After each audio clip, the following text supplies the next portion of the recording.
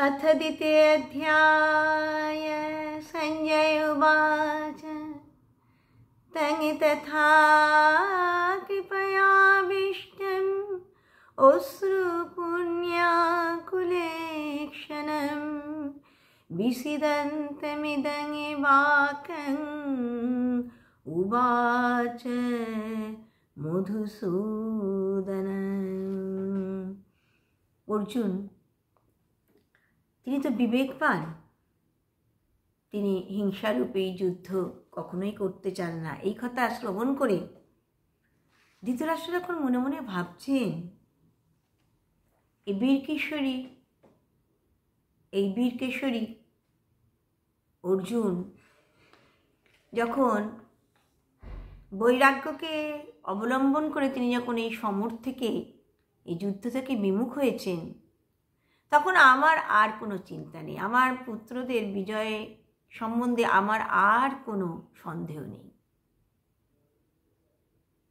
কারণ অর্জুন ছাড়া ভীষ্ম দ্রোণের সামনে যুদ্ধক্ষেত্রে অবিচলিত থাকতে পারে এমন দক্ষ বীর আর কে আছে? সুতরাং আমার পুত্রদের রাজৈশ্বর্য লাভ হবেই। তারা এখন নিষ্কণ্টক হল। ধৃতরাষ্ট্র এমন ভাবছেন। তারপর ধৃতরাষ্ট্রের এই অবস্থা দেখে অনুমান করে সঞ্জয় বললেন,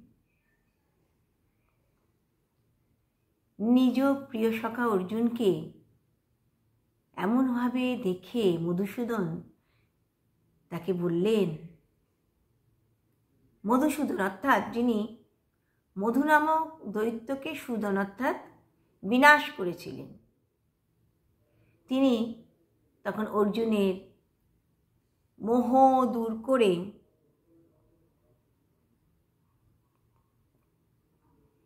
অর্জুনকে শান্ত করবার জন্য তিনি সচেষ্ট হলেন।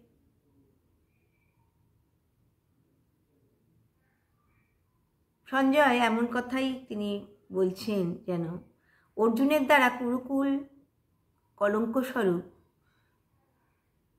তোমার এই পুত্রদের বিনাশ সাধন করে ভগবান সত্যের জয় প্রতিষ্ঠা করবেন।